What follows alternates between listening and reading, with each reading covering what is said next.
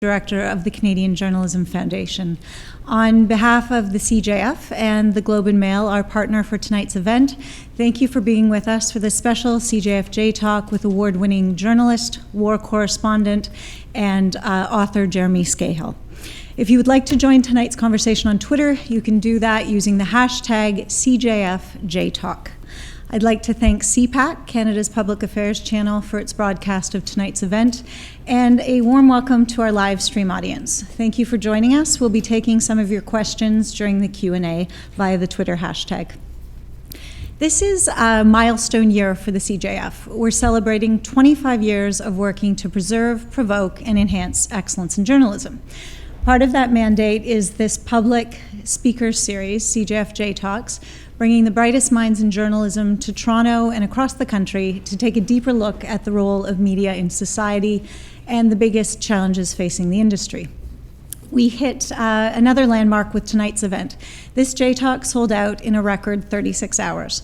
So well done to you for getting your hands on tickets. You made a great choice, and we're delighted to see the house full.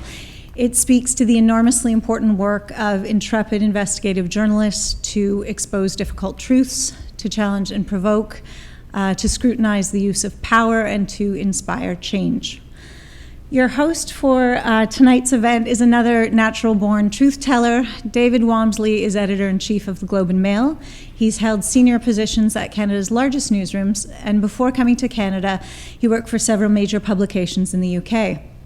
I had the opportunity to hear David address a Toronto audience about 2 weeks ago about 21st century journalism and building trust in society. In his talk, he had an inspiring message. David spoke to his commitment as news leader at the Globe to a relentless pursuit of truth, to producing brave and difficult journalism, and he talked about a new approach to building trust with readers by going behind the big stories to explain the underpinnings, the processes and complexities of rigorous journalism. This is an important direction as quality journalism becomes more and more rare in a challenging and competitive landscape. David is known for his great verve and passion for getting to the heart of a story, for his love of investigations. If you have a look at your program, his longest investigation took him 17 years to complete, and his passion for the craft of journalism. We're delighted to have him with us. Please join me in welcoming your host, David Walmsley.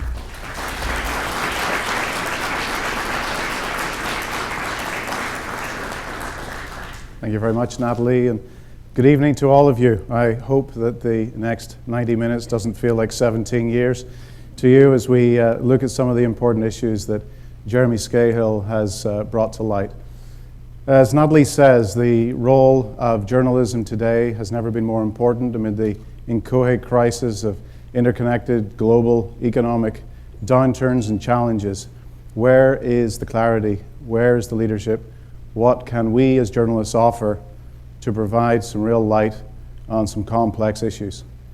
It's not something as an industry we necessarily do well. We live in this incredible paradox where on the one hand, we recognize that difficult journalism is nuanced and challenging and takes time. And on the other, we take professional pride from the fact that we want our work to look simple and easy. And we need to do a better job of getting behind those stories and explaining it. And I can't think of anyone better, to be honest, to tell that story than Jeremy Scahill, who has spent his entire professional life going to the most difficult places to tell the most difficult stories.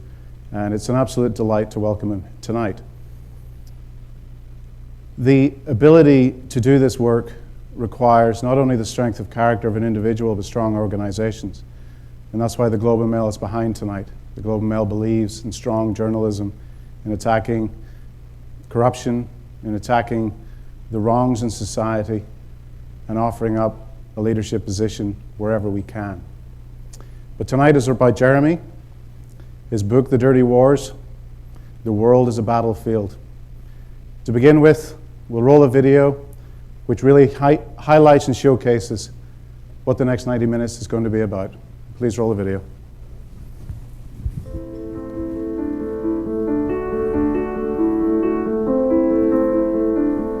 As an investigative reporter, you rarely have people's attention. More often than not, you work alone. the stories you labor over fall on deaf ears. But sometimes a story strikes a nerve, and you're thrown into the public arena. It happened to me once before. During its time in Iraq, Blackwater has regularly engaged in firefights and other deadly incidents. It was 2007, and I was reporting on Blackwater, a shadowy mercenary company. And suddenly it was front page news. A frequent contributor to The Nation magazine. His new book is called Blackwater. Jeremy Scahill authored the book Blackwater, who's coming to us from London. Now is Jeremy Scahill. I quickly discovered that the world of talk show television is less a meeting place for ideas and more like a boxing ring. Now, $700 million for Colonial Fortress in Pakistan. The whole thing feels like a game. But every time you step into the ring, there's a chance your story can have an impact. I'd seen the same pattern repeatedly. America was trying to kill its way to victory. Now got a new target list. But the war on terror was producing new enemies wherever it spread.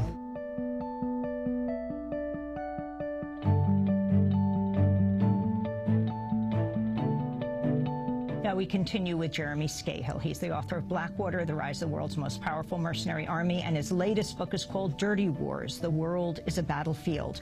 He broke the story that Al-Qaeda in the Arabian Peninsula, AQAP, took credit for the Charlie Hebdo massacre in Paris based on an Al-Qaeda source in Yemen. I've been a journalist for around 20 years. A classic part of good journalism is that you have to have journalists willing to speak with the people that you are told are the enemies. The corporate media coverage is revving up the fear engine again, is one of the things you said, and that essentially states will always look for a reason to overreact and restrict civil liberties, and then it's hard to dial back. Clearly you think this is being over-covered? Well, no, it's not that it's being over-covered. It's that on the one hand, I think there is a very serious issue here and a horrid massacre that all of us should condemn. And clearly this is a problem, but I think that we are inflating these attacks to a level that is much beyond the actual threat that they pose to our societies. And hypocrisy was on full display on Sunday with all these world leaders. Many of them are enemies of the press themselves. I also think that CNN and MSNBC and Fox are engaging in the terrorism expert industrial complex, where you have people on as paid analysts that are largely frauds who have made a lot of money off of portraying themselves as terror experts and have no actual on-the-ground experience. And then in Western societies, you have, on the one hand, President Obama saying that his administration is going to be the most transparent in history and that they want to be friends with the press. And on the other hand, they are monitoring the metadata of journalists. They are seizing phone records. They're trying to compel journalists to testify against their sources. They're trying to figure out who journalists are talking to within government so that they can go and indict those people.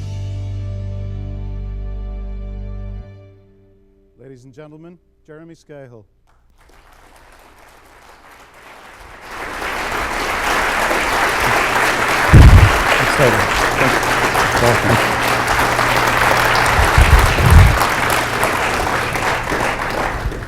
Welcome, Jeremy. Thank you. It's good to be here. Thank you for this terrible weather that you've provided me with. So the clip had a number of memorable comments. The terrorist industrial complex, Obama's determination to show transparency. I suppose when I was researching for this evening and doing some work, in addition to reading your book, I looked at a number of the patterns that play into the file that you've really owned over the last number of years. But they all get thrown out the window when news events occur. And today, another big event, for those who don't know, there was another drone attack. It happened in January. It's only today being revealed by the White House, who of course first leaked it to a friendly paper, that another US citizen has been killed by the American government in what remains disputed circumstances. So Jeremy, you've read in on that today, obviously. Can you give me your first impressions of that and how that connects into the wider story that you've obviously looked at over the years? Well, what I thought was interesting about President Obama's public statement today was that he didn't use the word drone. We're not engaged in a war. It's called a global contingency operation, and it's a very Orwellian reality that is sort of set in and has become our norm. But there have been 8 American citizens killed in drone strikes since 2002. The first happened the first drone strike outside of Afghanistan was in Yemen, and there were 6 people killed, one of whom was a U.S. citizen at the time. The Bush administration said that the American citizen was not the intended target of that strike, but nonetheless, Condoleezza Rice, who at the time was the National Security Advisor, defended the killing of American citizens, saying that it doesn't matter, that they can't hide behind their citizenship if they find themselves in these war zones. Needless to mention that Congress did not authorize a war against Yemen at the time. But the point I'm getting at is that of these 8 American citizens who we know have been killed, one of whom was a teenager who no one has alleged had any connections to terrorism outside of the fact that his father, Anwar al-Awlaki, was a famous propagandist that was known for his praising of al-Qaeda in the Arabian Peninsula and calls for armed jihad.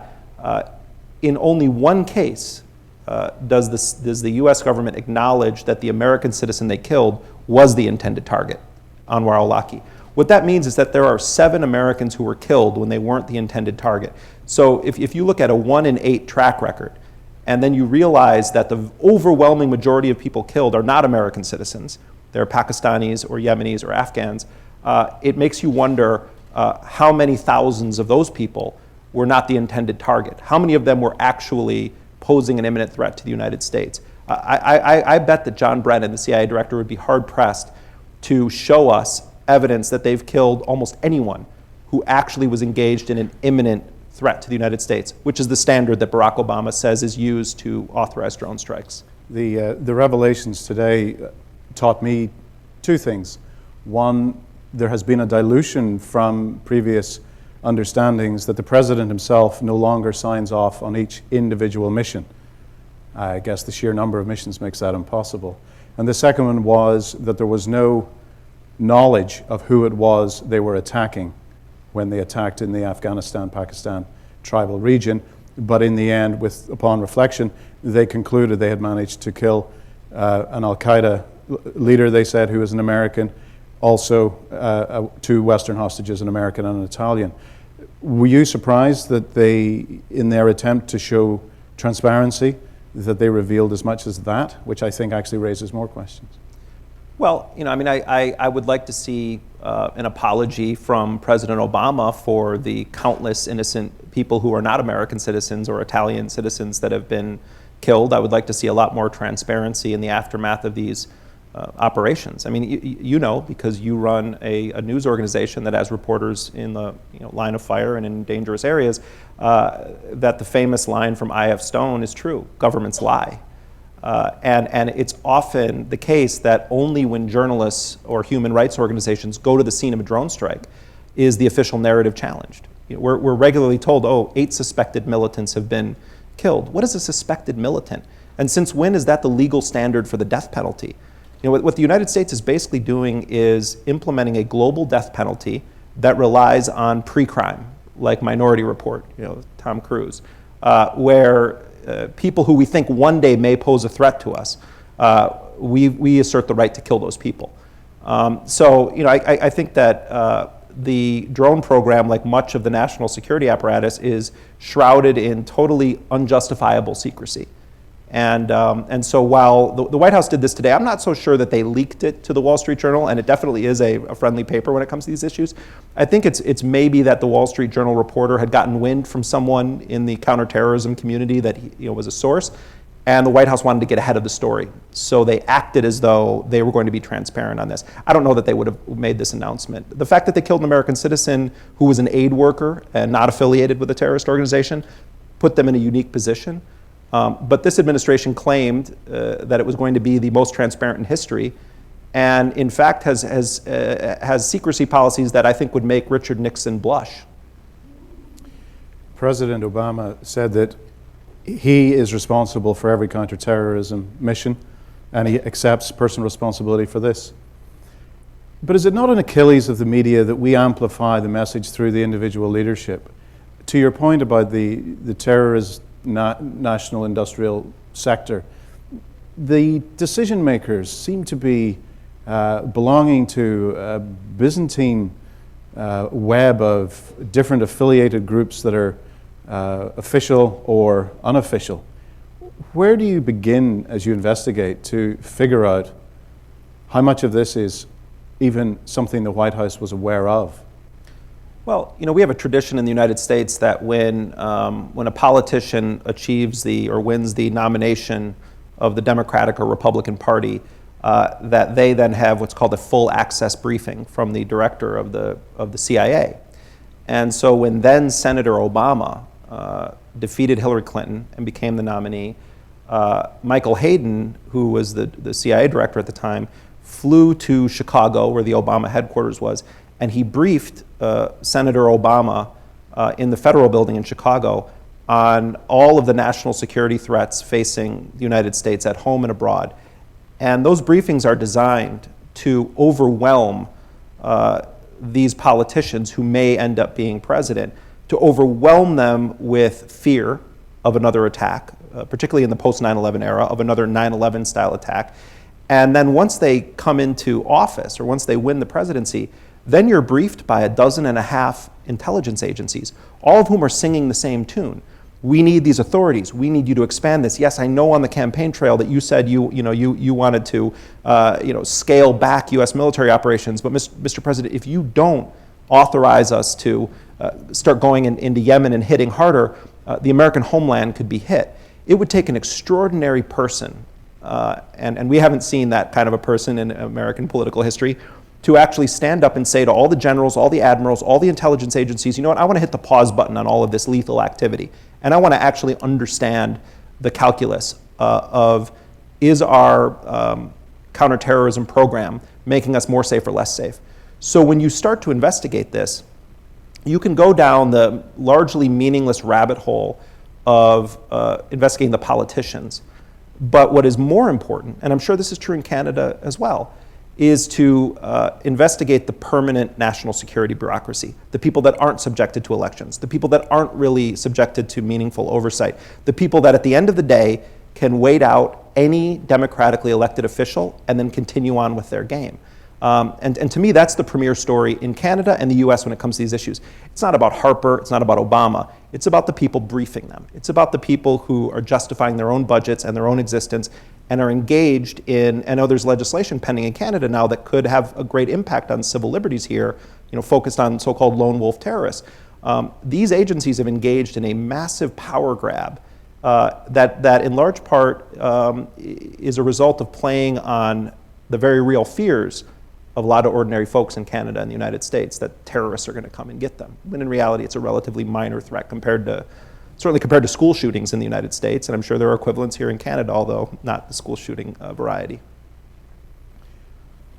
The challenge with, I suppose, that argument is that the individuals who are responsible for our safety will say that it's easy for journalists to make that case, to say the values of the permanent security establishments are not the same as most Canadians or most Americans, but we have a job to do to keep people safe. We need to have structures in place. We need bigger budgets because of that threat.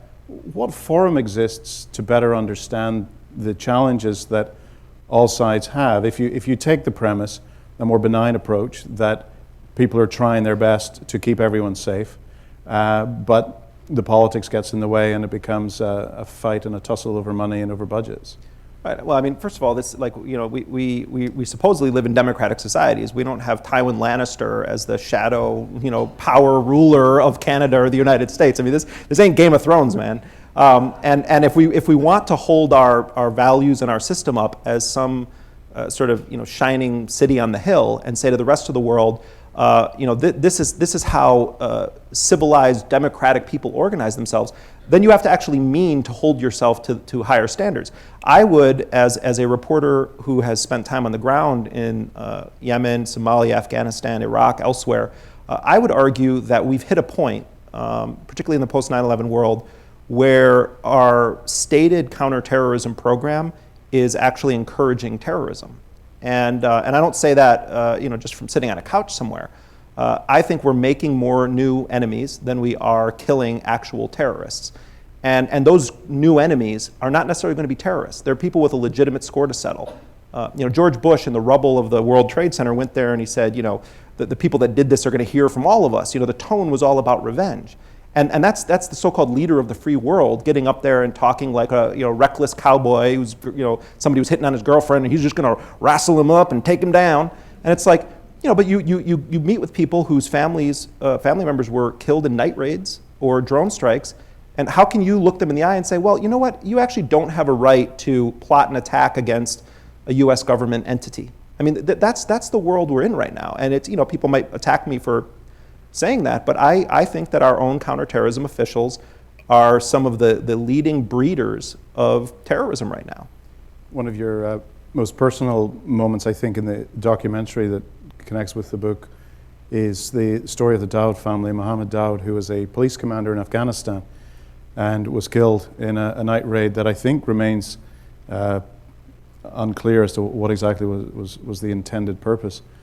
Are you still in touch with that family? How are they doing now? What was interesting is, I think that journalists by nature are thieves in a sense. We go and we take people's stories and then we run off and we tell those stories and they end up, people win prizes and they go on the front page of newspapers or magazines. And I've tried, and sometimes I succeed, sometimes I fail, to not be a thief in that sense, but to stay in touch with people in a remote part of Afghanistan and Somalia and Yemen is very difficult. And when our film came out, we really wanted to make sure that the people that had let us into their lives and trusted us, knew that their story was being told, which was the only promise you can really make as a journalist, is we will tell your story.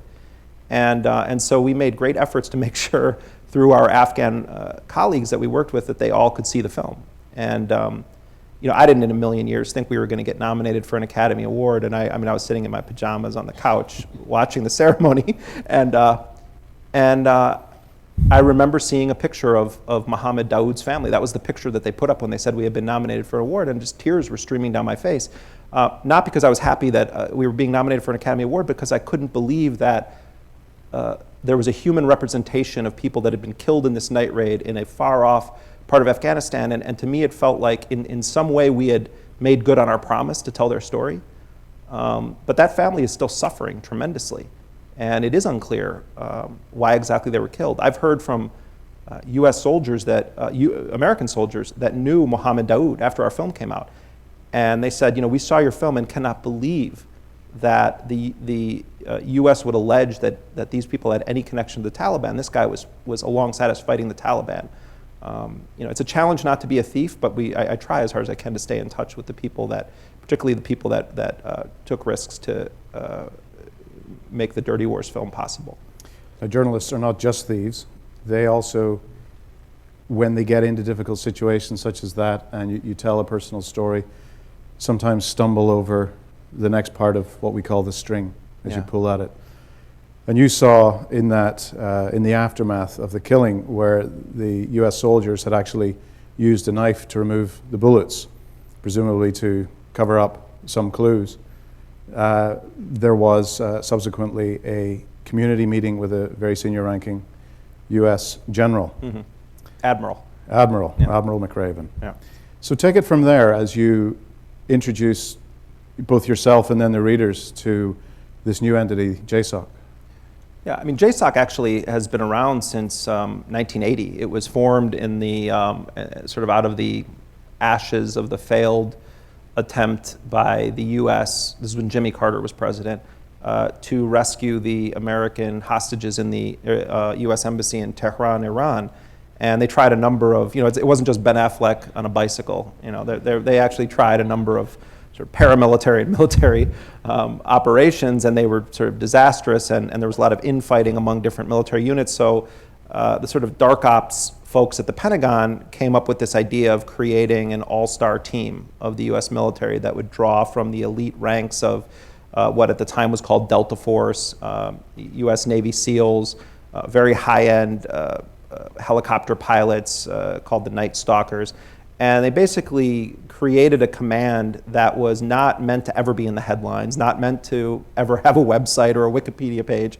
And they largely existed in secret for several decades. And then as the Iraq and Afghanistan wars intensified, and the so-called kill capture campaign, and started to become the war. People like General Stanley McChrystal rose to prominence in the media. And at the time of the raid in Afghanistan, there had just been a switch in leadership of JSOC and of Joint Special Operations Command. And when this family was killed, and the people who had the bullets dug out of them were pregnant women in front of their husbands who were zip-tied and about to be taken off to another province for interrogation, there was a huge protest in Gardez, in the city in Afghanistan.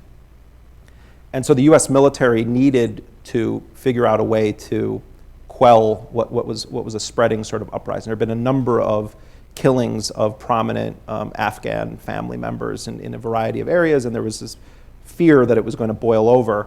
And so this extraordinary scene plays out that actually was captured on camera by a great photographer for the Times of London named Jeremy Scahill, where these flatbed trucks pull up to this village where they've killed pregnant women and several other people and totally traumatized this family. And they have 2 sheep on the flatbed truck, and they offload the sheep and offer to sacrifice the sheep and ask for forgiveness for this raid. And most of the people there were Afghans, Afghan soldiers working with the US. But in one of the pictures that Jeremy Scahill took, we saw that there was a 3-star US military figure, and it said on his name tag McRaven. And so we started researching him, and William McRaven was an original member of SEAL Team 6 and had spent his entire career in so-called dark ops, and was a much more sophisticated player in the world of black ops than Stanley McChrystal ever was or ever would be. And McChrystal was sort of born with a silver spoon in his mouth. McRaven was the real deal. And so once we started to look into his biography and who he was, we realized that this is the elite of the elite. And you as a journalist, you want to start from big questions and then drill down. What is the commander of what is essentially the Praetorian Guard of the White House? What is his unit doing kicking down the door on a mid-level police commander in Afghanistan who is suspected of being with the Taliban? Because he does answer to the White House directly. Yeah. Which comes back to that earlier question I had about how much Obama knows and how much of this is the permanent system in place. Do you think they were acting under orders? Or was in that particular raid? Yeah. No, I think what that's indicative of, now the primary way that people are killed in drone strikes is by intercepting data from cell phones or computers. At the beginning of the Iraq War, that wasn't the case. The Iraq invasion, they had to actually get human intelligence. And so what you saw was this radical expansion of night raids. And what they would do, they raid a place, they round up all of the military-aged men, they start to interrogate them, they look in their phones to see who they're in contact with. And this was all JSOC doing this under Stanley McChrystal, 2004, 2005 in Iraq. They started to build this big database, but they became addicted to this idea that each night raid will lead to the next night raid. And it became its own strategy. And so in Afghanistan, at this period, they were just starting to monitor the metadata on phones to do drone strikes, but they still were being powered by the previous night raid. So what I believe happened in this case is that there was a local political figure that had a score to settle with the Daoud family. And he sent multiple members of his family on different days to the US military base in the area, and they said, we've seen people making suicide vests in this compound. This person is actually a Taliban commander. This guy is an IED facilitator. So they build this narrative based on 3 family members of an opposing family, and that's enough to trigger a raid.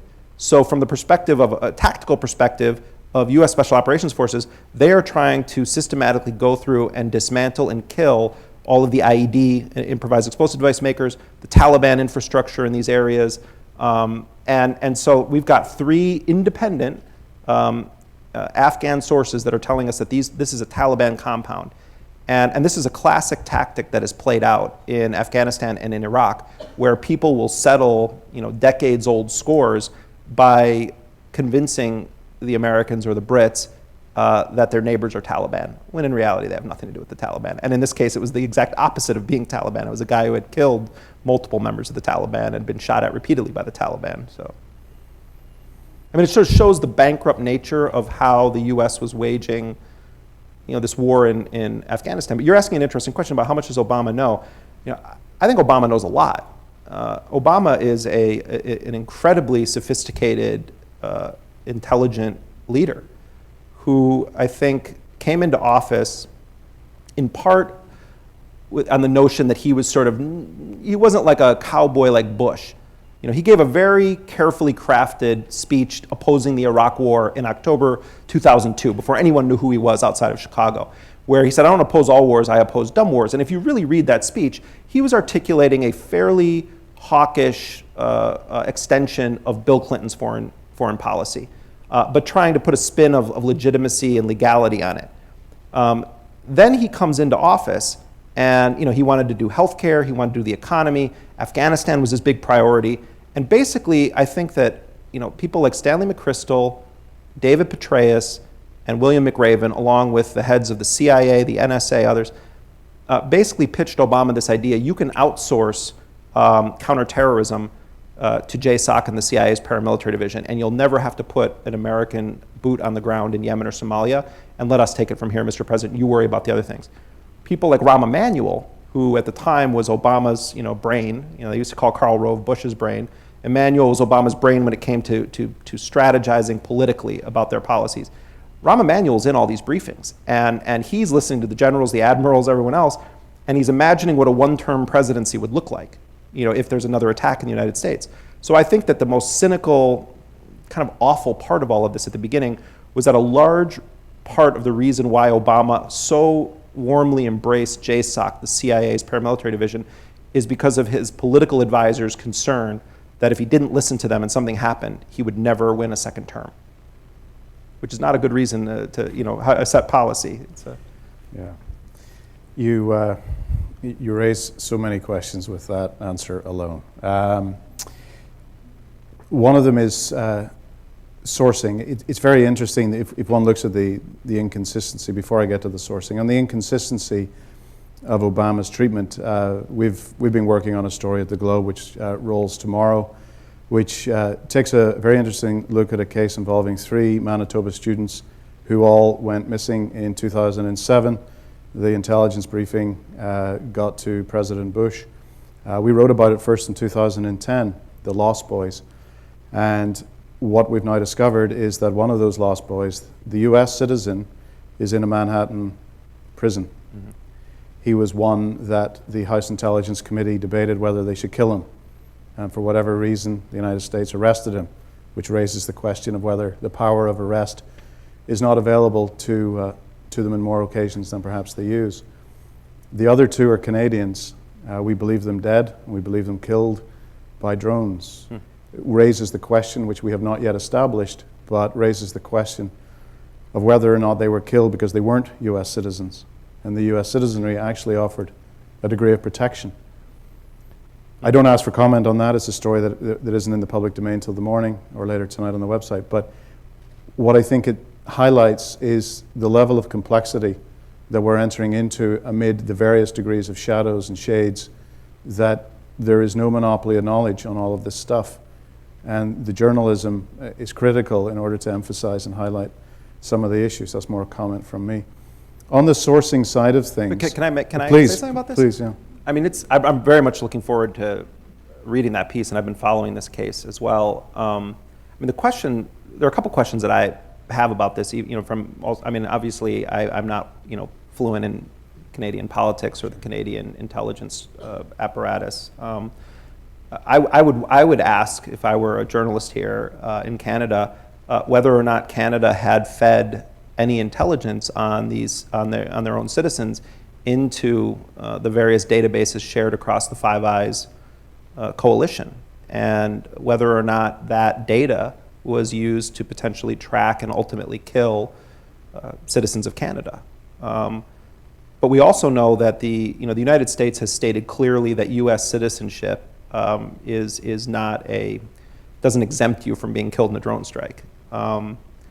There is a case where there was a British citizen of Somali origin who was killed in a U.S. drone strike, but he was killed after behind-the-scenes negotiations with the British government, and the British actually stripped him of his citizenship so that the Americans could kill him. And therefore, Britain wouldn't have to take up the question of whether or not they were complicit in the killing of one of their own citizens. There are lawsuits in Germany right now because the U.S. air base at Ramstein plays a central role in the drone program, but also because Germany has shared data on its citizens with the United States, and there's a suspicion that some of that data has been used to track and kill German citizens. So, Canada, I think, at times likes to have it both ways. They want to be in good with the Americans, and Canada has incredible eavesdropping capabilities and very sophisticated intelligence operations. And on the other hand, they want to be able to sort of say, well, we're not really engaged in this ultra-dirty stuff. The reality is Canada is one of the 5 nations that make up this ultra-powerful global surveillance and intelligence operation. And Canada is not a passive player in this. So, hopefully the reporting you guys are doing will also transition into Canadian officials having to answer questions about, if these people were killed, did the U.S. tell you that they were going to kill them? Did they tell you after they killed them? Did you provide any data on any of these people at any point? Because if they provided any data about their cell phones or their computers, those are the money shots for killing people in a drone strike. Way more valuable than human intelligence, way more common than human intelligence. So, those are the questions I'd be asking, and I'm sure your journalists are asking them too, if my primary thing was reporting on the Canadian government. Yeah, much of the work, obviously, that is done is source-based. Yeah. Again, Obama, he's having a tough night. But Obama, he has, of course, we know now, prosecuted more journalists for breaking Secrets Acts than any other president, all other presidents combined. How oppressive is it for you in the United States to do your job when you're not overseas in Yemen or Somalia? Are you able to do your work unfettered? Well, I guess I have two ways of looking at that. One is, I look at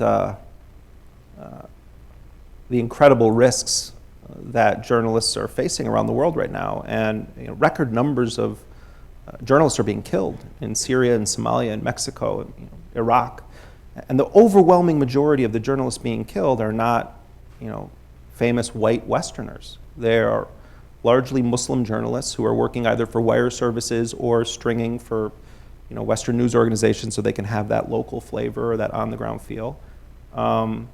And there's very little outcry when these journalists are killed.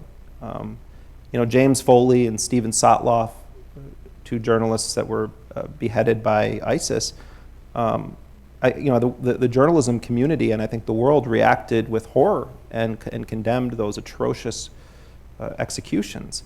But there's deafening silence when the unfamous non-white journalists are killed. And so, and the reason I bring that up is because, I think of the roadblocks that we encounter in the safety of Washington, D.C. or Toronto, to doing our reporting. And I feel embarrassed that I even think about, oh, this is a pain in the ass that I have to do this. My primary issue that I'm concerned about as a journalist reporting on national security stories, working with confidential sources, is protecting the source. And Adam Goldman, who's a very good reporter for the Washington Post in the U.S., told a journalism rights organization recently that, as journalists now doing this kind of reporting, we have to think like spies. But we're not spies, we're journalists. And if you think about that, we're encrypting our email, we're having spooky meetings in garages. I, as a kid, watched All the President's Men, and then I actually have met with a source in a garage, and I felt like a jackass. But it's like, all right, well, the source said he wanted to meet in a garage. We can go meet in a garage. But it's like the only way to protect your sources is almost to become a Luddite.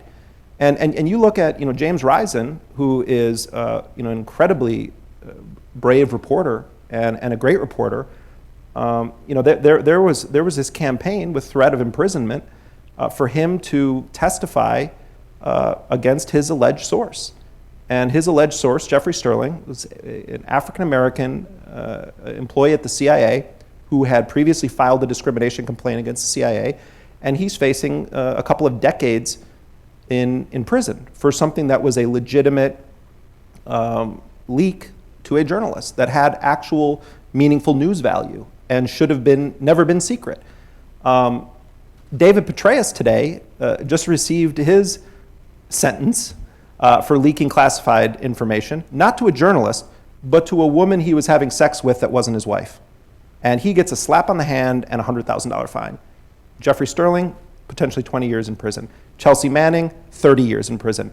Edward Snowden, threat of being prosecuted for treason and espionage if he comes back to the United States. David Petraeus, still an advisor to the CIA. It's incredible, the hypocrisy there. You can tell a lot about the U.S. Sort of position on whistleblowers versus official leaks, et cetera, by who is on book tour and who's in jail. You know, Jose Rodriguez, who created the CIA black site torture program, he wrote a book that sounds like it's like some kind of Norwegian porn film. It's called Hard Measures. And in it, he says, you know, that I know a lot of people, you know, they think that what we did was torture, but some of us had to put on the big boy pants. That's what he called it, to go and torture people. This guy's on a book tour. Donald Rumsfeld is on a book tour. John Kiriakou, who spoke publicly about waterboarding, former CIA operative, just got done serving a federal prison stint. So you're right. His administration has prosecuted more whistleblowers under the Espionage Act, which was implemented in 1917, officially to go after people that were collaborators with Germany. But in reality, it was to target dissidents and to be able to say that by opposing American war policy or opposing American security policy, that you are actively collaborating with the enemy. And so the public face of it was, this is to go after spies in our midst. But the intention of it was to go after dissidents. And that's essentially what's happening right now. The White House seems to want the only information that we get from government to be what they tell us in their background briefings or what they officially release. And that the number one goal of journalists, which should be to challenge the official line and fact check them, that's unacceptable. In fact, it might be criminal. That's very dangerous. Do you find any hope? You're working with the Intercept, you're working with the Snowden documents. Do you find that more people come to you now, that there is a magnetism to the fact that you've put your head above the parapet, that you are prepared to ask these difficult questions? Or has there been a chilling effect that people who perhaps would have been predisposed to leaking material have decided this just is not worth it? I think both things have happened. You know, I had sources that when the Chelsea Manning case started unfolding, and then this l'affaire Snowden occurred, who said, I need to go dark for a while. But what we've noticed, especially when we implemented a secure way of leaking information or providing information to us, that I know now the Globe and Mail is also using the secure drop. I was talking with one of your great reporters, Colin Freese, last night, and we were discussing what percentage of the tips that we get through secure drop is just like absolute batshit crazy stuff. And Colin said with you guys it's about 95%. I was putting it with us at about 75%, which means that we've gotten 25% of the communications we've gotten actually are interesting. Now, they're not always people with access to classified documents. In some cases, it's someone who has worked in intelligence and they say, hey, I saw this story, you should, why don't you look in your Snowden archive for these terms. We've gotten a lot of stories that way. We've gotten news sources that way. Glenn Greenwald always talks about courage is contagious. We definitely are seeing evidence of that. But the onus is on the journalists to protect the sources, and that's the real challenge. I mean, all media outlets should be using what the Globe and Mail is using right now, secure drop. Nothing is foolproof in our surveillance society. Yeah. But it's the equivalent of like, are you going to run around to brothels without condoms? Never mind. Yeah. Safe digital sex for the leaker. Right. Did you think we were going to be talking about unprotected sex tonight? Yeah, a Norwegian porn. A Norwegian porn, yeah. Sorry. The state of the media generally, many people will dismiss yourself and my own interest in this topic as nerds. Yeah, sure, it's important, but you're just trying to get attention. There isn't really that much that we need to worry about. you're causing problems. It is for sure, to Natalie's opening statement, the quality of journalism is diminished because of the economic disruptions. You need strong ownership. You need to have a sense of the direction you're going. You need a strategy. The Globe's lucky in that way. I think we have tremendous ownership. But for yourself in the United States, where you're dealing with a tremendous change and a lot of disruption, and you've had this leading story of the Snowden documents, and you've obviously got global access to that.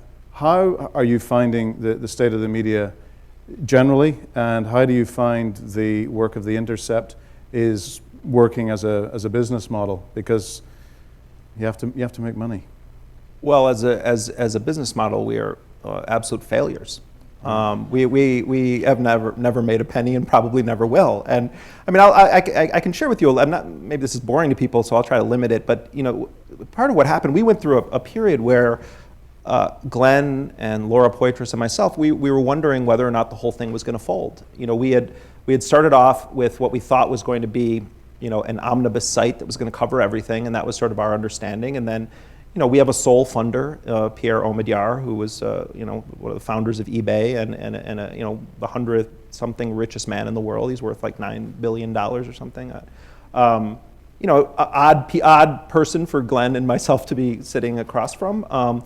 And we went through a process where it seemed at times like it just was going to fold. It wasn't going to work, or we weren't going to be able to have any meaningful independence. And it wasn't because, you know, Pierre Omidyar is some you know, sort of evil control freak. Not at all. But he is a business person, and he has people that are sort of anarchists coming at him and saying, yes, we want to take your money, but we don't ever want to see you in an editorial meeting. We don't want to get any phone calls from you about any of the articles that we publish. But if the government sues us, we definitely want you to defend us and pay for our defense. You know, and so who would have thought that would cause problems? But what ended up happening is we engaged in negotiations, and we were able to come to agreement where we have full editorial autonomy, a knowable budget, and full authority to hire whoever we want without Pierre signing off on it.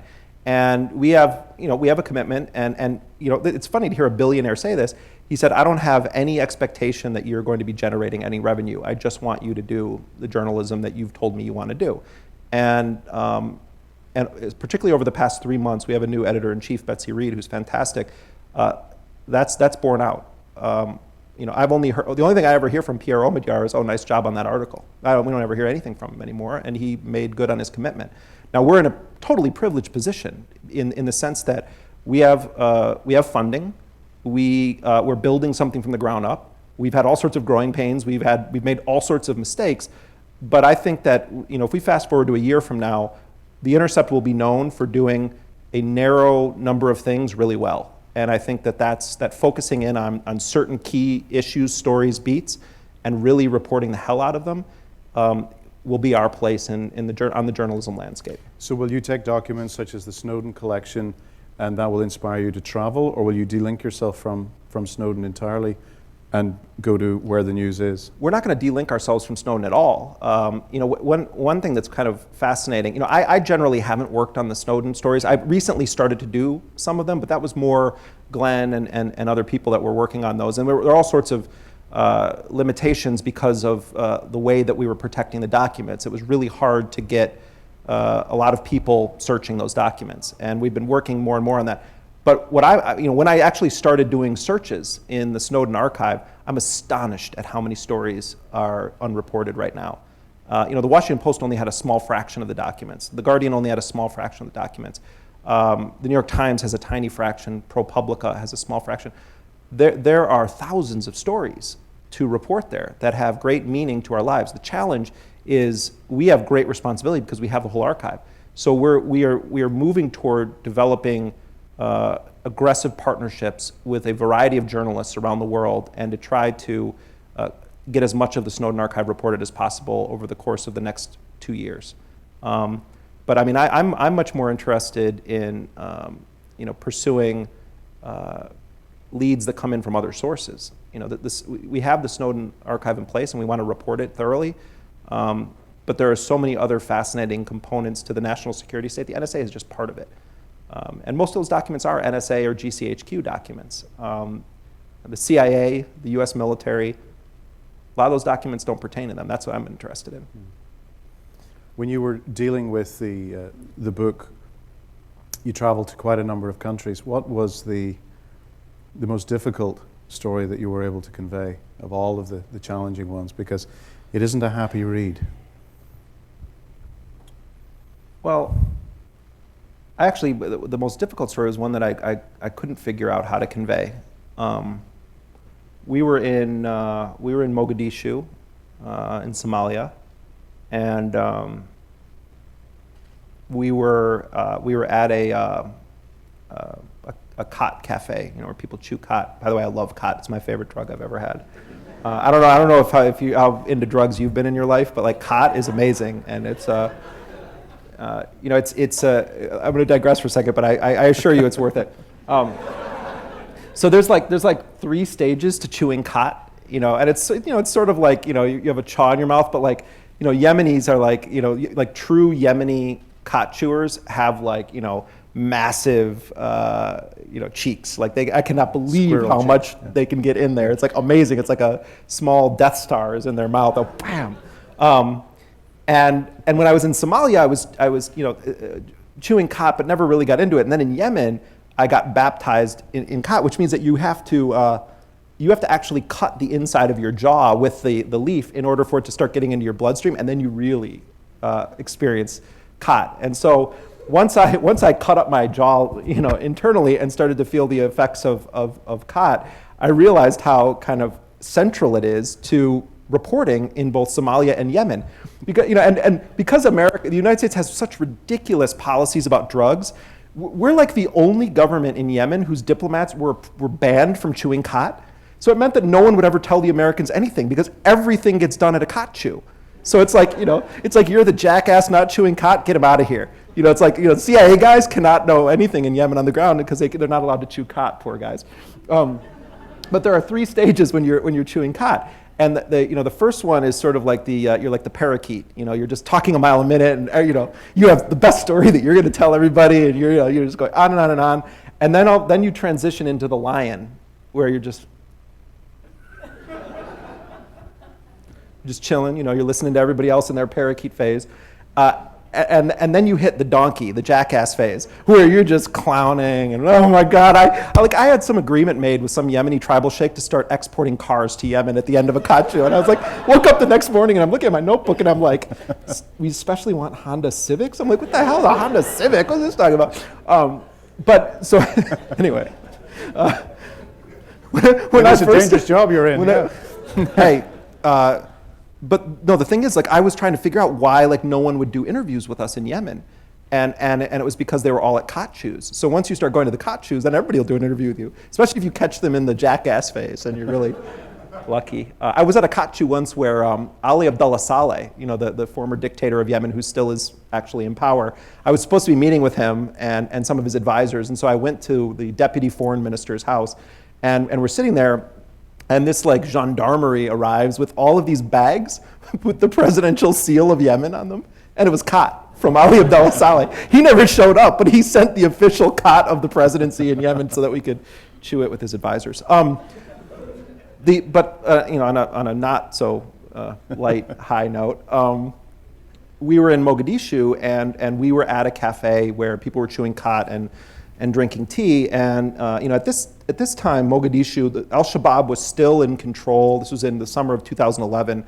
Al-Shabaab was still in control of a large part of the Bakara market, which is sort of the center of Mogadishu, and there was a lot of fighting going on between US-backed African Union forces, Al-Shabaab, and then certain clan-based militias. So it was a very dangerous atmosphere, and Mohammed Fazul, who was the head of Al-Qaeda in East Africa, had just been killed at a checkpoint by a Sufi militia, and which is kind of ironic. I mean, Sufi and militia should not be said next to each other, but this is part of what's happened in Somalia, is that the US and Ethiopia and its allies have started to basically fund anyone that they believe could fight Al-Qaeda. And so these militias, are forming using child soldiers that are Quranic students that are learning to memorize the Quran. And instead of having them just go through this rote memorization, they're starting to train them militarily. And it's really, it's sad to see what's happening with so many kids there. But we're in this cafe, and our Somali colleague, Bashir, said, I think we've been here too long, we should leave. So we get into our vehicle and we start making our way to another part of town, and we hear this massive explosion. And there had been an IED set off right across the street from that cafe, and it hit a bus stop where there was a minivan full of students from the University of Mogadishu who were waiting on the bus stop, and the IED had just missed a convoy of Burundian soldiers, but it blew up this van full of university students. And we were traveling with a local reporter at the time who worked for Agence France Presse. And so he's like he's a beat crime reporter basically, but in a war zone.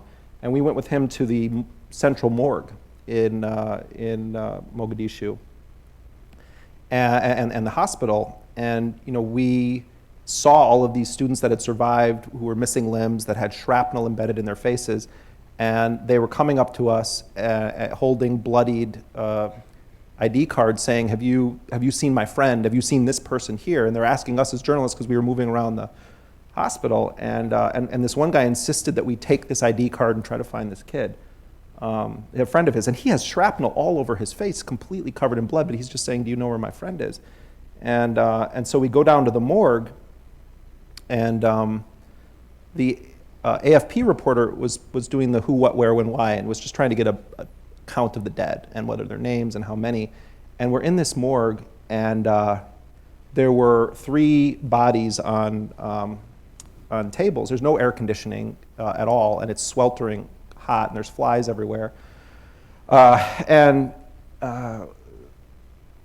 This university student whose ID we had was laying on the table, and he looked totally peaceful and serene, and his eyes were closed, and his body didn't have any shrapnel or anything, and he just had a huge hole in his face where you could see the bottom of the table through it. So some projectile had come through and killed him, but it was like a clean shot. And then another body was, the head was completely blown off except for the nose, part of the mouth, and the neck. So the head was just gone, and it was this, another student. So we're in this morgue, and then the morticians who get paid, I think they get paid something, a few dollars per body when they take care of them, and their business is very good in Mogadishu, unfortunately. While we're in there, family members of students start to arrive at the hospital grounds, and they make their way to the morgue, and the mortician shuts the door, and he says to our Somali colleagues, I'm afraid that if they see white people in here, they're going to think you had something to do with it. That maybe you're CIA, maybe this was some kind of a plot, maybe you did this. And the people are outside, they're banging on the door, and they're demanding to come in. And the morticians also said, we also don't want to show them, particularly this man with his head blown off, because the violence could happen as a result of this. We need to be able to wrap it in something. So we were stuck there for about an hour inside of this morgue. And for days after that, I couldn't escape the sensation that I had flesh on my tongue, because the morticians were hosing down the bodies because there was, it's hot, and they were just trying to keep them cool so that they didn't start immediately to rot. And I tried to write about that in the book. I tried to describe what it was like to have been sitting somewhere, and then only by chance you move, and then it gets blown up. And then these students that have nothing to do with it, that are trying their best to be students in a war zone, why did they have to die that day? It's totally senseless. It made absolutely no sense, but I couldn't find the words to write it, and I couldn't figure out what it was I wanted to say. But it stuck with me it sticks with me to this day. And I know you know this too. As a journalist, if those stories don't haunt you at night, if you don't have the faces of people who have let you into their lives or let you into their loved ones' deaths, then you probably should stop being a journalist. If you stop having human emotion and reaction, you stop caring, or you stop thinking that objectivity is total bullshit, like that sometimes the truth is just true, then it's probably time for you to step back and go do something else. That's very well put. Very well put. Jeremy, that ends the conversation between us. It's very important, though, that everyone feels that they can connect. There's a microphone over to my right on the left-hand side. If anyone would like to line up and ask questions, we'll moderate that. If we can keep it short questions, say your name and organization if that is pertinent, and make sure it's a question, not a statement. We'll get through as many people as we possibly can.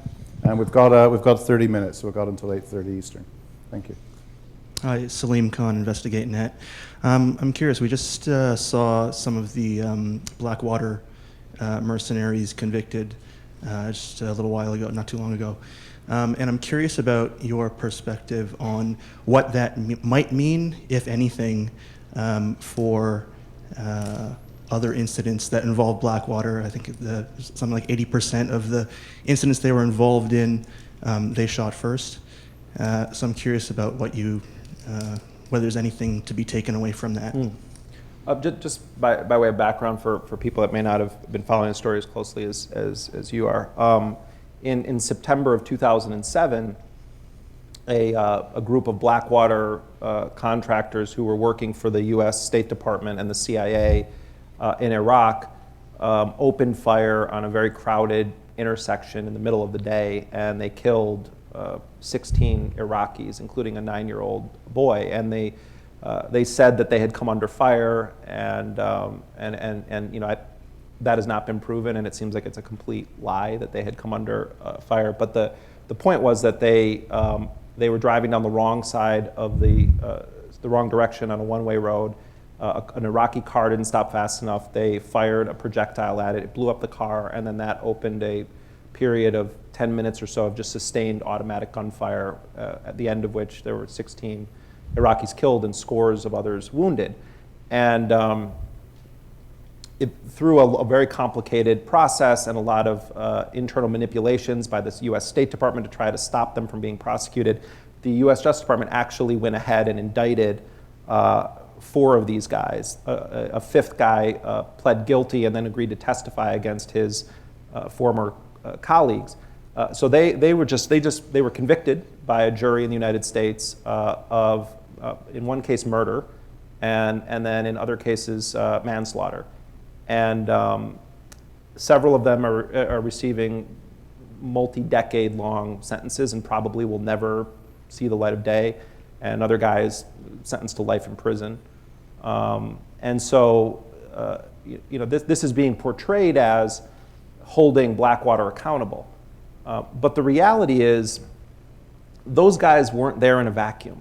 They were sent there by people who didn't value Muslim or Arab lives. And I'm not saying that in a rhetorical way.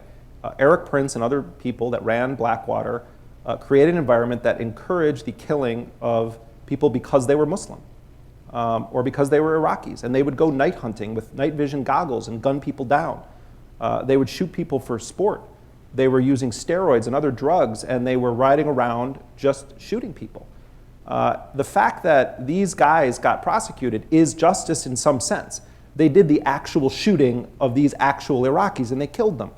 But what about the people at the top? You look at who goes down for Abu Ghraib. It's Lindy England, a barely literate person from one of the poorest regions in the United States. Lindy England was the mastermind of our torture program at Abu Ghraib? No. His name is first name Donald, last name Rumsfeld. And where is he? On book tour. And so, real justice will be when we live in a society, as we do in the United States, where our Supreme Court says that corporations have the same rights as people, when a corporation like Blackwater gets the death penalty. I'm against the death penalty for people, but totally supportive of it for corporations that kill people.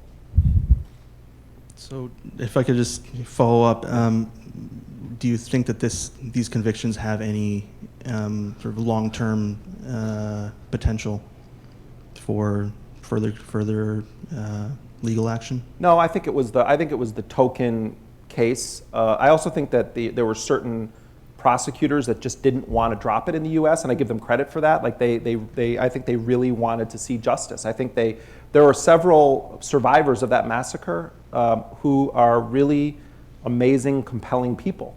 One of the guys the guy whose son was killed, Mohammed Kanani, I know him personally and did some stories on him. We did a short film about Mohammed Kanani. And his story is extraordinary for all sorts of reasons. He watched his son die in this massacre and desperately tried to save him. But when the U.S. came and said, we want to give you a condolence payment, which I think was $5,000 or $10,000 for your son, he said that he wanted the money instead to be donated to the family of an American soldier who had been killed in Iraq. I disagree with Mohammed Kanani's politics on the Iraq invasion. He supported it at the beginning.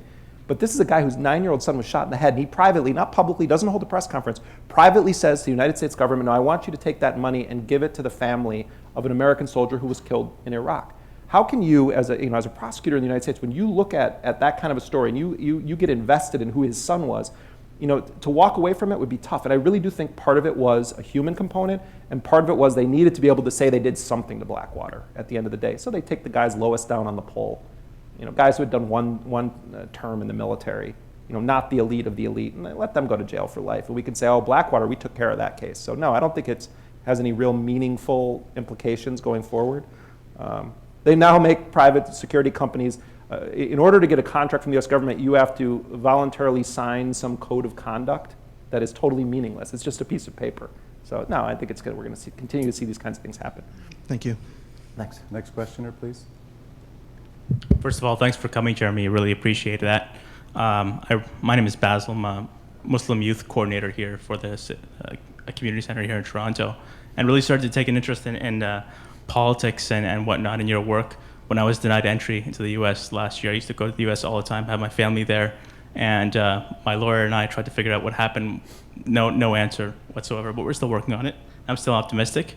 But I kind of want to ask you, what's been said about books, videos, theories out there, and the fact that the media does not humanize an Iraqi civilian the way it does a Western civilian? I've always tried to understand that, and I remember watching one of your video clips about how you said that if we humanize civilians in the same way we did the Virginia Tech civilians, this war would end tomorrow, to something to that extent.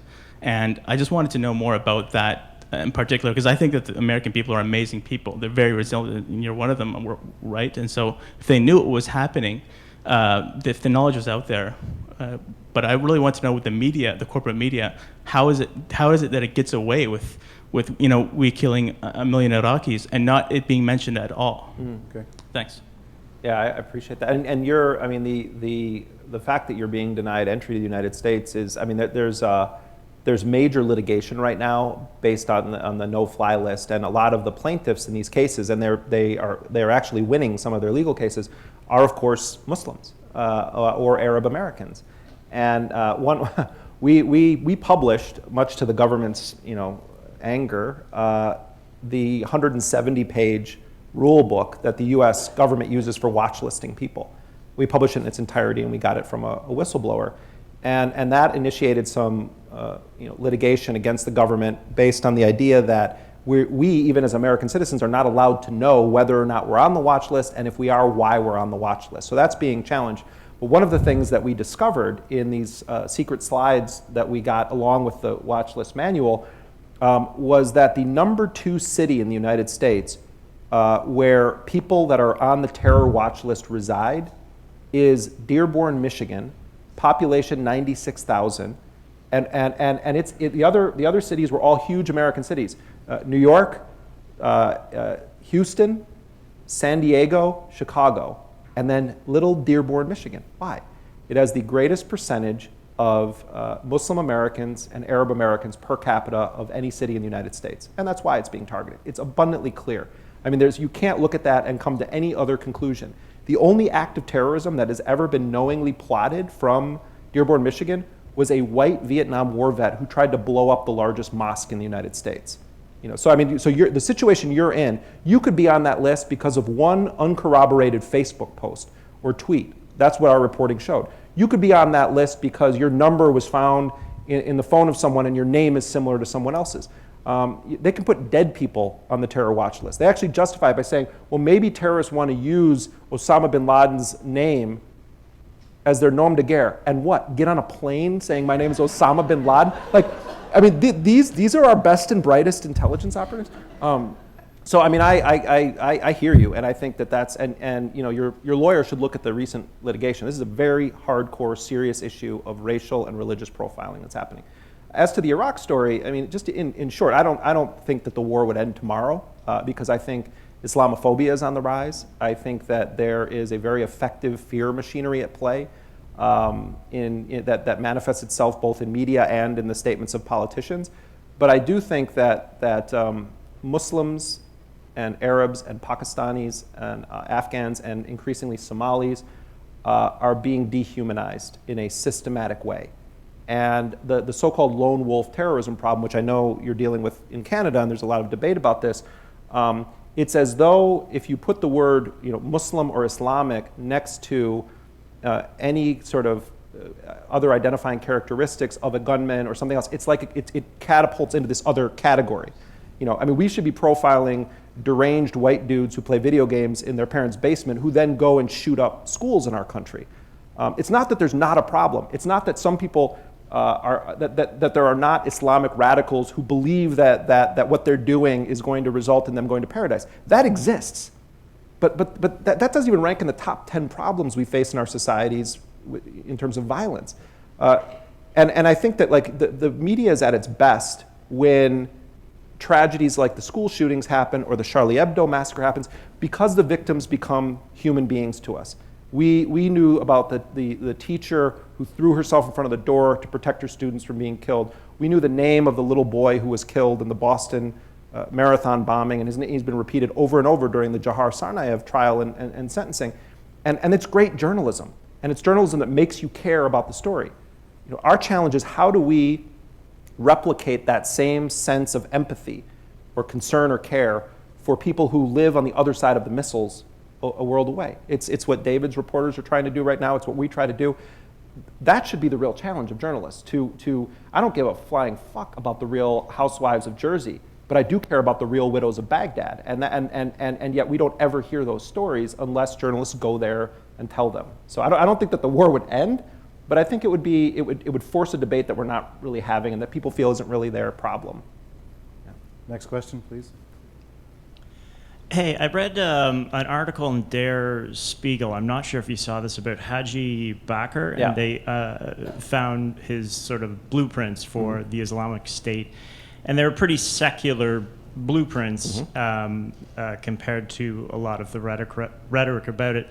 And I'm just wondering, given what you know about the situation, how much of this expansion has been driven by the kind of religious ideology that is mostly talked about by politicians, and how much is just sort of standard sociopaths who want more power? And in any case, how the efforts of the United States and Canada to degrade the Islamic State, how likely do you think they are to succeed? First of all, the report that you're citing is from a reporter named Christoph Reuter, who has a new book out that's just come out in Germany, and he spent a great deal of time in areas that were controlled by the Islamic State and got these primary source documents. About 6 or 8 months ago, I was on Amy Goodman's show, Democracy Now! In the US, and I was talking about this same issue. I spent a lot of time in Iraq when Saddam Hussein was president, and I knew, and I talked about this 6-8 months ago, that one of the top military commanders of ISIS was a guy named Izzat Ibrahim al-Duri al-Takriti. And Izzat Ibrahim was the king of clubs on the US card deck. And he was a secular Ba'athist who was one of Saddam's top military figures, with a sort of storied career in the Iraqi military, including working with the United States in the 1980s when the US was feeding intelligence to both Iraq and Iran to try to get them to, in the words of Kissinger, kill each other off. The core, the military core of ISIS is largely made up of former members of Saddam Hussein's military. And And the documents that Der Spiegel published showed that they came up with this idea of structuring an insurgent force and putting as a political figurehead of the organization this guy who was a nobody, Baghdadi, and say, well, he can be the caliph, the head of the caliphate. And they say in the documents that part of the aim was to encourage non-tribal international support for what was essentially the same war that the Baathists were fighting from the moment American tanks rolled into Iraq. So the story of that ISIS, it's the caliphate, chopping off heads, radical Sharia law, like all of that is true to an extent and with a certain part of the organization.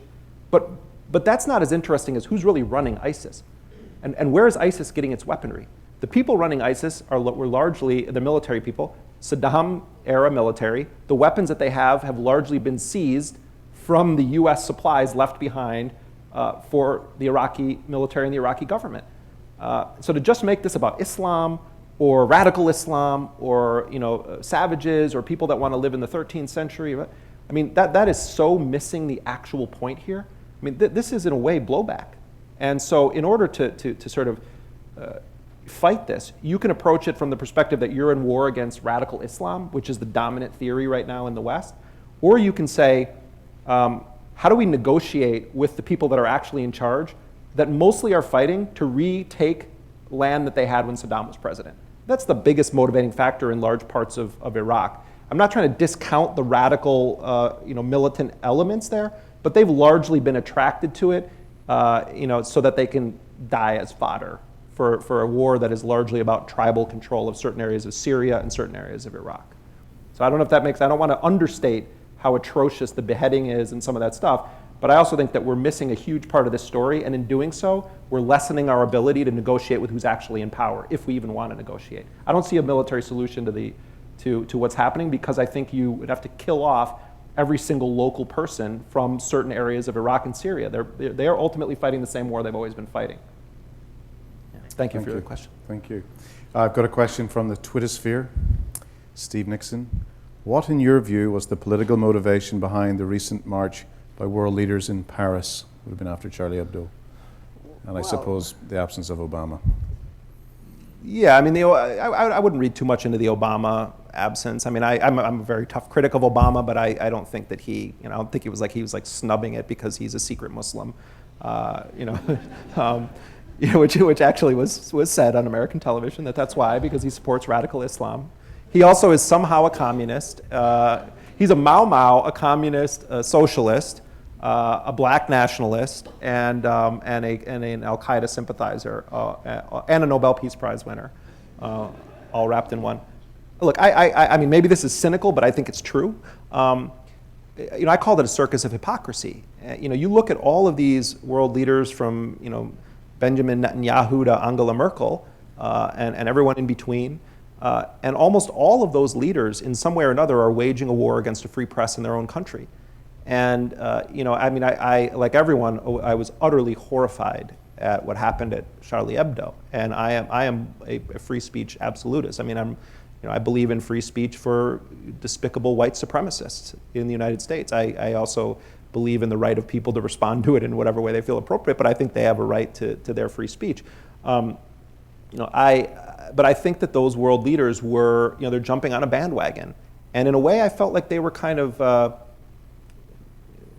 parading on the graves of the media workers that were killed. I thought that the indigenous outpouring of support from a lot of people was really moving. But those leaders, I don't know, those are plastic, figurines. But I will say, and this is disturbing, and it's a complicated issue to talk about, the backlash and then the targeting of Muslims in the aftermath of the Charlie Hebdo massacre is a story that I think has been underreported. France was attempting to criminalize people that tweeted with the hashtag, I am not Charlie Hebdo, and that's part of the danger here, is that when Western societies get hit in these ways. The immediate instinct is to sort of lock everything down. And intelligence agencies are waiting. Milton Friedman used to talk about that history is changed by the ideas that are lying around when a crisis happens, and the think tankers have a lot of ideas lying around. And Naomi Klein calls people at think tanks the people paid to think by the makers of tanks, which I just think is an awesome phrase. But that's I'm very concerned with this. There's a disproportionate balance between security and privacy in our society. And that's not an accident. And it's not just like a bunch of dumb lawmakers accidentally voted for something. Like, there are financial and political interests here that are at play as part of the parallel national security state. Thank you. Next question, please. Hi, I'm Tanera Yelland, and I work with Vice here in Toronto. You mentioned that there's an ongoing story here in Canada of lone wolf terrorists often being arrested by the RCMP before they've done anything. So we really only have the RCMP's say to go on, and there's also a lot of coverage of extremists traveling from Canada to fight with ISIS. And I'm wondering what you think is a responsible way for journalists who cover that kind of thing to balance the news value of those arrests and those defections with the need to not sort of legitimize what seems to be a political agenda, if there is one? Well, a couple of things. First of all, I think that I'm not so familiar with the RCMP's targeting of potential cells or individuals that are engaging in these plots, but I am very familiar in our country with the FBI, and I like to say the FBI has a PhD in breaking up its own terror plots, and if you look at some of the most high-profile busts of would-be terrorists who were on the verge of blowing up a Jewish community center or a bridge or something, and you just peel back the layers a little bit, you realize that the plot wouldn't have happened without the FBI. And in many cases, they are going after people who are either mentally ill or mentally challenged. And they try to encourage them to cross state lines to buy a weapon and then bring it back, because then they can really pile on the charges against them. It makes it a conspiracy. It makes it terrorism versus just a regular run-of-the-mill crime.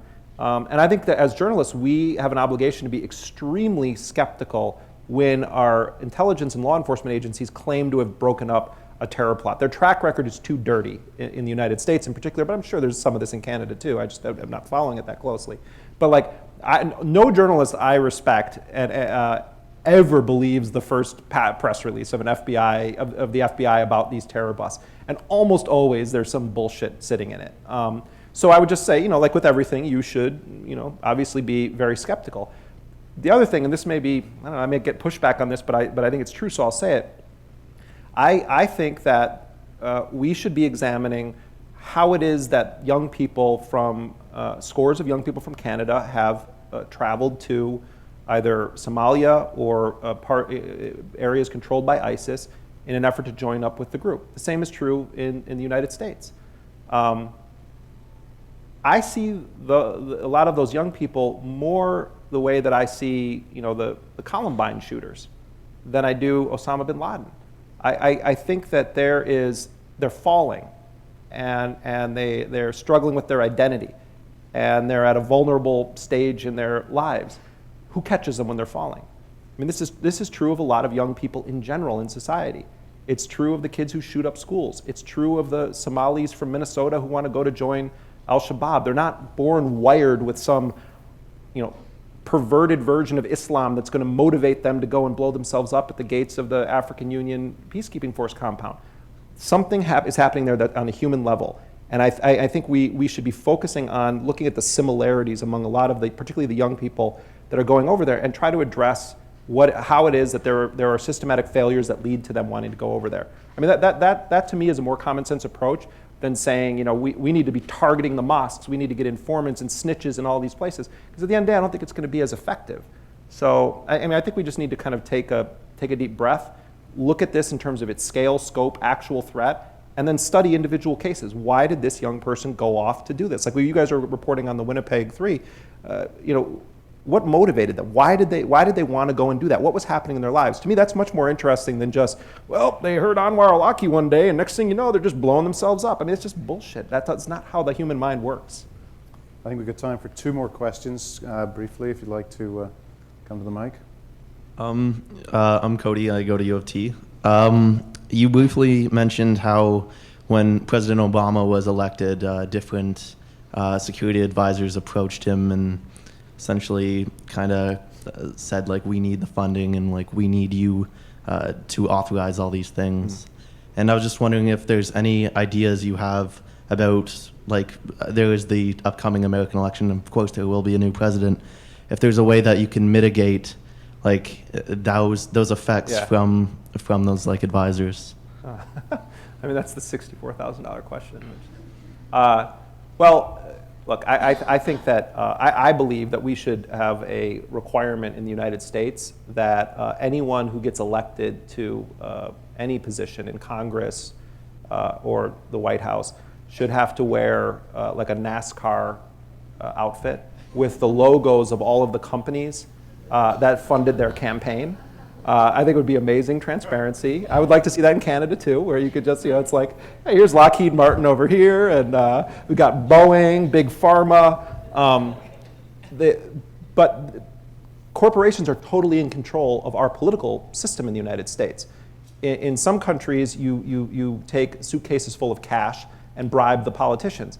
In the United States, we just call it campaign finance. And so our entire system is built on the idea that those with the most money are going to have the most influence over politicians.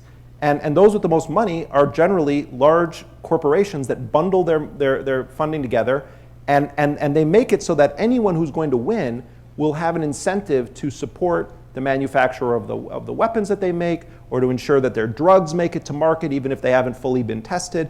I mean, that's the real scandal. So I'm trying to answer you in a blunt way. There is no way that this ever changes in any meaningful way. It's not going to be that we have this one amazing president that changes it all, unless we address the incredible influence of corporations over our political process. It is totally contaminating the notion or principle of democratic process in the United States. And I think increasingly in Canada, things are being privatized also with the way that campaigns are run. So this isn't just the US, it's across the board.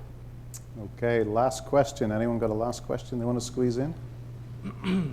Hi, Jeremy. My name is Colin. I work for a PR agency here called Maverick. And you've obviously worked on What are you selling me? What's that? You've obviously been doing some really controversial reporting over the years, putting out some stories on really powerful people, Eric Prince, Blackwater, government agencies, that some people obviously would not like to see published. So I was wondering if you've experienced or could tell us a little bit about any attempts to suppress a story that you've been working on. I mean, I get it. I mean, I understand why you're asking that question. I mean, I get embarrassed whenever that's brought up, just because, I know journalists. I was counting recently. I know 13 journalists personally that were killed since 9/11, and I certainly have received threats. I certainly have been stonewalled. I'm not allowed to go to certain press conferences. Government is trying to figure out sources for stories that I'm doing, but. At the end of the day, I get embarrassed because I think of James Foley had his head chopped off. Abdullah Haider Shaya, Yemeni journalist, was put in prison because he exposed a U.S. missile strike that the U.S. was trying to blame on the Yemeni government. Journalists are being gunned down in Somalia for writing pieces about powerful people. All journalists that are going at the heart of power face challenges, and I'm not. I'm certainly no different than anyone else. But I wish that we would focus not on someone who's invited to speak in front of this prestigious group with the editor-in-chief of a major newspaper. I wish we would focus on the unfamous, unknown journalists who are in the real line of fire. So I guess I'll use my minute to answer your question to say that I want people to look into the cases of other journalists, particularly non-white Western journalists who are being killed. That's a great way to end it for now, Jeremy. Thank you very much indeed. Thank you very much. Thank you.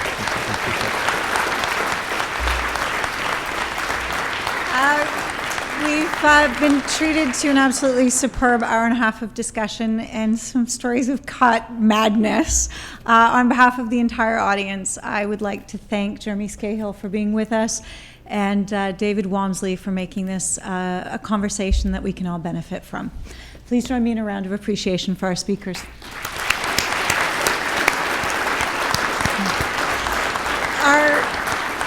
Our thanks to the Globe and Mail for making this evening possible, and I'd like to thank our production sponsor, C&W, for that opening video highlighting some of Jeremy's work. Before we go to the cocktail reception, I have a brief CJF commercial. We're proud of the work we're doing, and I'd like to highlight some of that for you. Coming up on May 13th, we're taking the JTalks to Ottawa. We're joined by a stellar panel of journalists, including Adam Radwanski, Susan Delacourt, and Tom Clark, along with David Hurley and Frank Graves, talking election 2015 and the stories that swing votes. On June 3rd, we're celebrating outstanding Canadian journalistic achievement at the CJF Annual Awards. Peter Mansbridge is our host, and Malcolm Gladwell joins us for a special tribute to his contributions to journalism. Along with our other awards and fellowships, we're proud to recognize crime journalist Michel Auger with the 2015 Lifetime Achievement Award. Michel is arguably one of the most courageous crime reporters in the country over the last century. With his work, he gave readers the fullest possible picture of Montreal's underworld, and he almost died pursuing that truth. On September 13th, 2000, Michel was shot 6 times in the back by an unknown assailant in the parking lot of Le Journal de Montréal. Miraculously, he survived the attack, and he has inspired a generation of Quebec journalists and investigative journalists across the country. We look forward to highlighting his work at the gala. And later this year, British investigative journalist Nick Davies, the Guardian reporter behind the revelations of abuses of power and illegal phone hacking perpetrated by News of the World, joins us for a CJF J-Talk in partnership with CBC News. We look forward to seeing you at these events. I'd like to now invite you, along with our audience in the next room, to continue the conversation at the cocktail reception. Jeremy is on hand to meet with you and has kindly offered to sign some of your copies of Dirty Wars. Thank you again for being with us and supporting the work of the Canadian Journalism Foundation.